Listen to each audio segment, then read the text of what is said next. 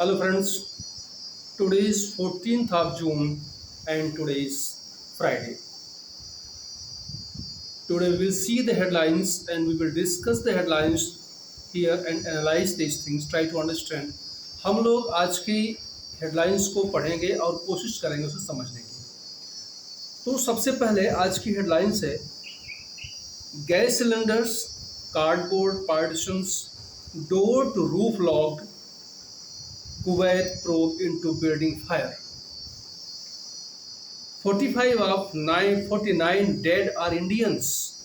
Officials say IAF aircraft to fly bodies home after DNA test. बहुत ही बड़ी त्रासदी हुई है।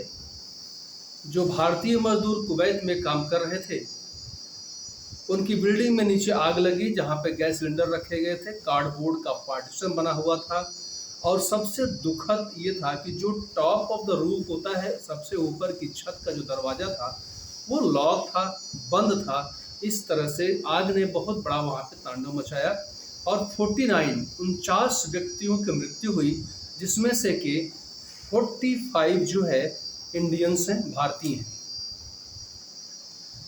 Preliminary investigations into the Kuwait fire incident, in which 45 Indians were killed in decade glaring lapses. Around 2 dozen gas cylinders on the ground floor of the 7-story building, inflammable materials like paper, cardboard and plastics as partitions to separate the workers in the cramped rooms, locked doors to the rooftop and did not allow workers to escape to the rooftop, sources told the Indian Express today. Indian express Thursday से बताया गया कि वहाँ पर जो fire हुई, उस fire 7 story building थी और उसके ग्राउंड फ्लोर पर जो था गैस सिलेंडर, 2 दर्जन गैस के सिलेंडर रखे गए थे और उसमें ऐसे इन्फ्लेमेबल थे जो आग पकड़ने में शीघ्रता करते हैं, जो जल्दी से जल जाते हैं। कार्डबोर्ड वहाँ पर था, पेपर्स थे वहाँ पर और वहाँ पे प्लास्टिक्स था, जिससे छोटे छोटे रूम बनाए गए थे और डिवीजन किया गया था उस कार्डबोर्ड से, उस प्लास्टिक से, पेपर से डिवाइड करके छोटे छोटे रूम में वहाँ पे वर्कर्स को रखा गया था। बहुत संकरे और कंजस्टेड रूम्स थे, वो बहुत अच्छी कंडीशन में वहाँ पे वर्कर्स नहीं थे जो यहाँ पर गए थे यहाँ से। These details emerged as Indian embassy officials met the survivors and the Kuwaiti investigators began probing the fire incident that claimed 49 lives early Wednesday in an apartment building near Kuwait City. Kuwait city के पास जो building है उसमें जो Kuwaiti investigations वहाँ की सरकारी एजेंसियों ने किया है और इंडियन ऑफिशियल से, एम्बेसी से जो वहाँ पर घायल हैं, जो लोग वहाँ पे उससे पीड़ित हैं, उनसे मिले थे, तो उन लोगों ने इन चीज़ों को बताया वहाँ पर क्या कंडीशन वहाँ पर थी। According to Kuwait authorities, Kuwait authority के अनुसार 45 of 49 dead have been identified as Indians. 49 में से 45 को पाया गया कि वो भारतीय हैं एंड 3 फ्रॉम फिलीपींस, और 3 उसमें से फिलीपींस के हैं। 1 body is still to be identified. About 50 others were injured in the blaze in the building that housed 196 migrant workers in Mangav, south of Kuwait City. जिसमें से कि 49 में से 45 भारतीयों की शिनाख्त यानी पहचान हुई है और उनमें से 3 जो है वो फिलिस्तीन के हैं। एक डेड बॉडी का पहचान नहीं हो पा रही, वो कहाँ के हैं। लगभग 50 लोग उस आग से झुलस गए हैं, बहुत गंभीर रूप से घायल हैं, जो कि मैंगव में है, south of Kuwait city, Kuwait city के दक्षिण में जो है। Minister of state Kirti Vardhan Singh accompanied by Adarsh Swaika, Indian ambassador to Kuwait. State of ministers Kirtivardhan वहाँ गए और उन्होंने जो इंडियन एम्बेसी में वहाँ पर एम्बेसडर हैं इंडिया के, आदर्श स्वाइका उनसे मिले और मिलकर के जो वहाँ पे सर्वाइवर्स हैं, यानी जो घायल हैं, जो बचे हुए लोग हैं, उनसे जाकर के मुलाकात की officials in the Kuwaiti government, और उनके साथ में कुवैती गवर्नमेंट के ऑफिसर्स भी थे। Sources said that the problem cause seems to be a short circuit in the ground floor, which was aggravated by the 2 dozen gas cylinders that were stored and kept there. The kitchen was located on the ground floor. Kitchen जो ground floor पर था वहाँ पर 12 यानी 2 दर्जन 24 gas cylinder रखे गए थे, और शॉर्ट सर्किट हुई, शॉर्ट सर्किट से आग भड़की, और वो आग जो है भड़कने के बाद गैस सिलेंडर से विस्फोट हुआ, 7 स्टोरी बिल्डिंग में आग लग गई। और सबसे बड़ी बात है कि रूफ पर यानी जो टॉप पर था उसका गेट बंद था, लॉक था। अगर वो गेट भी खुला होता तो जो वर्कर्स थे कम से कम भाग करके ऊपर जा सकते थे, फ्लेम से बच सकते थे, तब तक राहत कर्मी बचाव कर्मी आ सकते थे, जिससे उनकी ज़िंदगी बच सकती थी, जो कि बेहद ही दुखद और त्रासदीपूर्ण है। आप ये समझिए कि कितनी जिंदगियां उजड़ गई, कितने घर बर्बाद हो गए। यहाँ से लोग छोड़ करके अपने देश को विदेश में जाते हैं 2 पैसा कमाने के लिए, अपनी ज़िंदगी को, अपने परिवार की ज़िंदगी को सुचारू रूप से चलाने के लिए। But what tragedy is coming there, this is totally unbearable and we can not tolerate this things. जो लोग वहाँ पे, जो एजेंसियाँ जाती हैं, सरकार को भी चाहिए, इंडियन एम्बेसी को चाहिए कि जो लोग हमारे जा रहे हैं कम से कम उनके रहने खाने की व्यवस्था तो उचित हो, इंसान की तरह लोग रह तो सकें। ये इस स्थिति से बाहर निकलने की आवश्यकता है। हम लोग दूसरी हेडलाइंस पर पढ़ते हैं, और इन सभी मृतकों के लिए हम लोग गहरी संवेदना व्यक्त करते हैं, शोक व्यक्त करते हैं। भगवान उनके परिवार के जनों को इतनी ताकत दे, इस दुख से, इस दुख की घड़ी से उनको निवृत्ति मिले और निकल सकें, क्योंकि जिनके यहाँ परिवार गए हैं वो दुख कभी जाता नहीं है। लेकिन भगवान उन मृतात्माओं को शांति दे, और जो लोग इंजर्ड हैं बहुत ही गंभीर रूप से, वो जल्दी स्वस्थ हों, उनके स्वास्थ्य की कामना करते हुए हम लोग अगली हेडलाइन को बढ़ते हैं। इन वेक ऑफ अटैक्स, जो अटैक जम्मू कश्मीर में हुआ उसके संदर्भ में प्रधानमंत्री deploy full spectrum of counter terror steps in Jammu and Kashmir. प्रधानमंत्री ने जोर देकर कहा कि पूरा का पूरा स्पेक्ट्रम लगा दीजिए, उस टेरर को काउंटर करने के लिए जितने भी कदम हैं सब शीघ्रता से उठाए जाएं। प्रधानमंत्री ने ये मीटिंग में कहा, takes stock of situation with Shah LG at reviewing meeting NSA 2 present. Situation के हिसाब से वहाँ पर जो भी स्थिति बनती है उसके हिसाब से कदम उठाया जाए। वहाँ पर LG भी प्रेजेंट थे और NSA भी उस मीटिंग में उपस्थित थे। In the wake of series of terror attacks in Jammu and Kashmir region, including on the bus carrying pilgrims near Riyasi, Prime Minister Narendra Modi, who chaired a meeting Thursday to review the situation in Jammu and Kashmir, directed the deployment of full spectrum of counter-terror capabilities. प्रधानमंत्री ने Jammu and Kashmir reason में जो अभी हाल में लगातार घटनाएं आतंकी हो रही हैं उसके खिलाफ जो है सख्त कदम उठाने के लिए कहा है। और सबसे पहली बात यह है कि जिस दिन प्रधानमंत्री का शपथ ग्रहण दिल्ली में हो रहा था उसी दिन निर्दोष जो तीर्थयात्री थे उनके ऊपर गोलियां बरसाई गईं, उनको मौत के घाट 9-10 लोगों को उतारा गया, जो कि बेहद ही दुखद और दुर्भाग्यपूर्ण है। उसके बाद लगातार काउंटर की एक्टिविटीज़ होती जा रही हैं। इससे प्रधानमंत्री ने मीटिंग बुलाई और जो रिव्यू करना था, उसकी सिचुएशन को देखना था, उसको देखा और बोला कि इसके लिए जो है जितनी सख्त कार्रवाई हो सके, जितनी भी कैपेबिलिटीज़ हैं, जितनी भी चीज़ें हैं, सब एम्प्लॉय किए जाएँ और वहाँ के आतंकवादियों की कमर तोड़ी जाए। The Prime Minister, sources said, he spoke to Union Home Minister Amit Shah and discussed counter-terror operations and the development of security forces, deployment of security forces. Amit Shah से उन्होंने बात की, जो गृह मंत्री हैं, उनसे कहा कि जितने भी सिक्योरिटी फोर्सेस की आवश्यकता उनको डिप्लॉय किया जाए, वहाँ पे उनकी ड्यूटी लगाई जाए, जिससे कि हम लोग इस टेरर को काउंटर कर सकें। He also took a stock of the security situation in the Union Territory from Lieutenant Governor Manoj Sinha।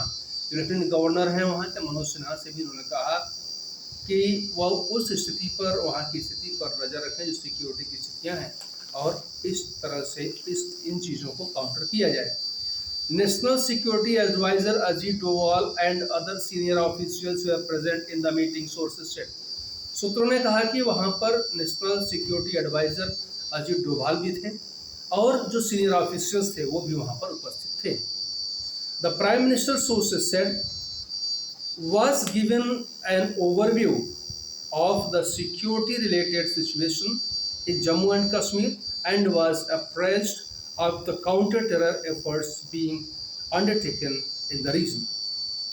Prime minister ने, सोर्सेज ने ऐसा बताया कि वहाँ का सिचुएशन जो है सिक्योरिटी का उन्होंने रिव्यू किया और वहाँ पर जो सिक्योरिटी बलों के द्वारा काम किया जा रहा है उसको उन्होंने अप्रिशिएट भी किया है।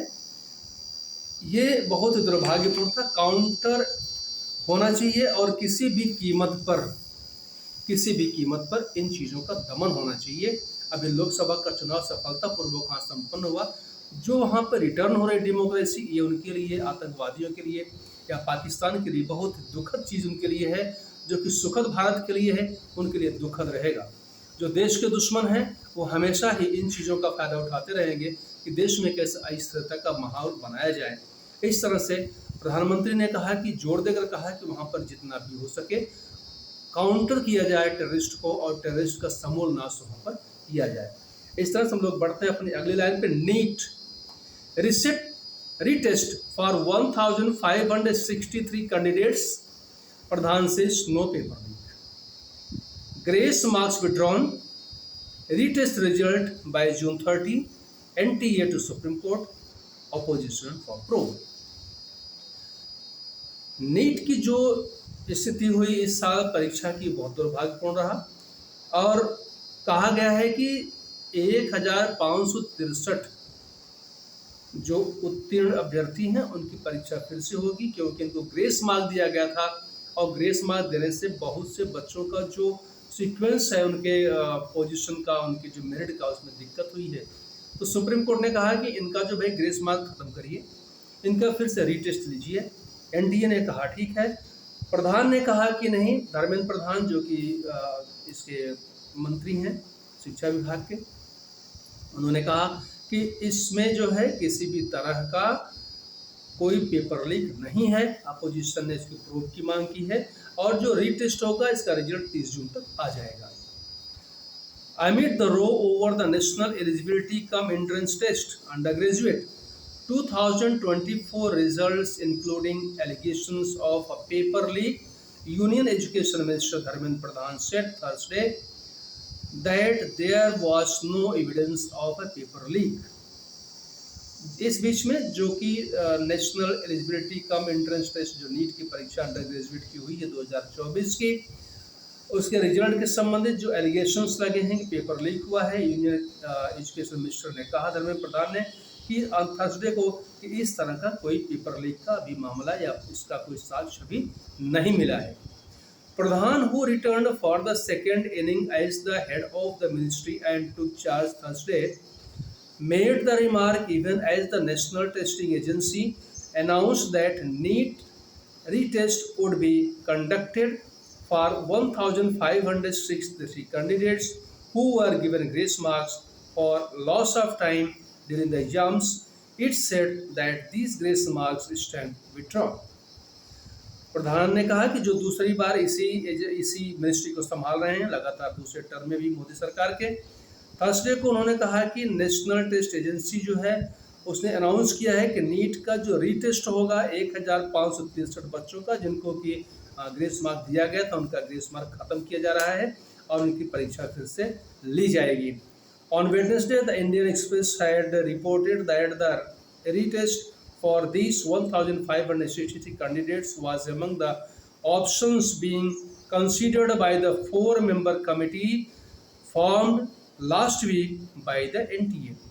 वेडनेसडे को इंडियन एक्सप्रेस से बताया गया है कि उसकी रिपोर्ट में कि जो रीटेस्ट होगा 1563 बच्चों का, कैंडिडेट्स का, उसमें जो है among the options being considered by the 4, वहाँ पे 4 मेंबर नियुक्त किए गए हैं पिछले हफ्ते, जिसको एनटीए ने नियुक्त किया है।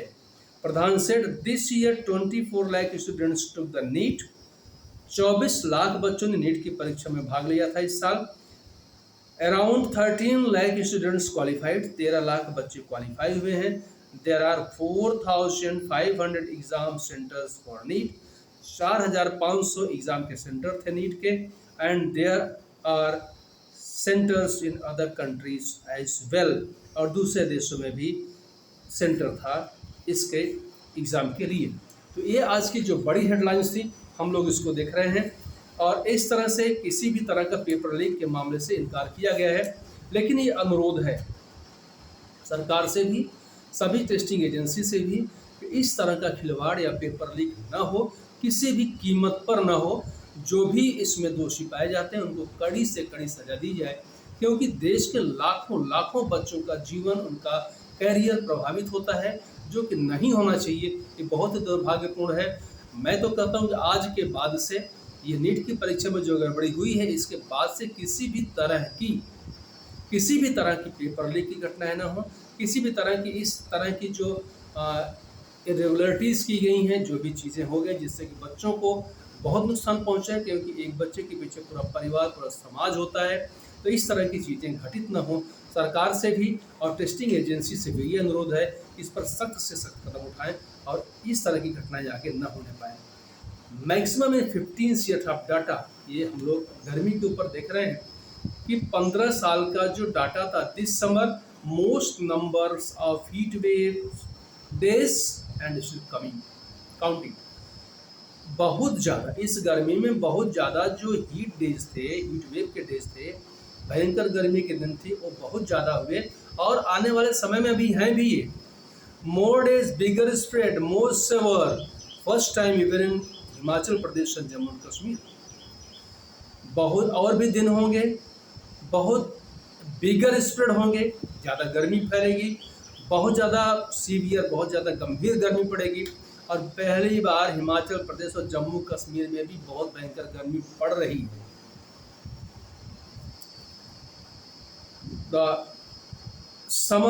This summer season is still on, but it is already set to emerge as the one that produced the most intense heat wave the country has experienced, at least in the last 15 years.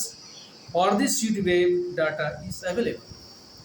15 साल का जो data available है, इस साल की जो गर्मी बड़ी भयंकर पड़ रही है। गर्मी के ऊपर हम लोग ये चर्चा करते हैं कि गर्मी क्यों पड़ रही है।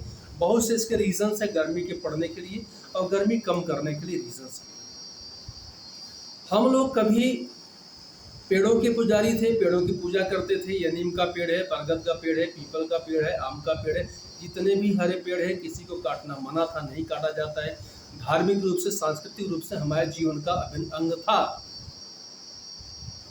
अब भी कह सकते हैं कि है, लेकिन बीच में इस तरह से भ्रांतियाँ फैलाई गई कि ये लोग तो पाखंड करते हैं, पाखंडी हैं, पेड़ों की पूजा करते हैं, इससे क्या होता है। हमारे पूर्वजों ने बहुत ही साइंटिफिकली चीज़ों को समझा था।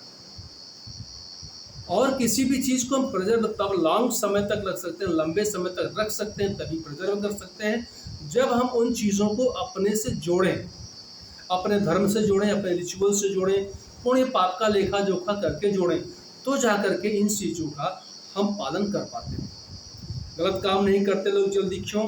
क्योंकि उनको डर होता है कि हमसे पाप हो जाएगा, इसका जो है हमको इस पाप के कर्म को भोगना पड़ेगा। हमारे पूर्वजों ने ऐसे नहीं कर दिया हरे वृक्ष की पूजा करो, हरे वृक्ष नहीं काटते हैं। शास्त्रों में है, पुराणों में है, वेदों में हर जगह कहा गया, भगवान ने स्वयं कहा है कि मैं वृक्षों में पीपल हूँ। क्यों भाई पीपल क्यों है भगवान?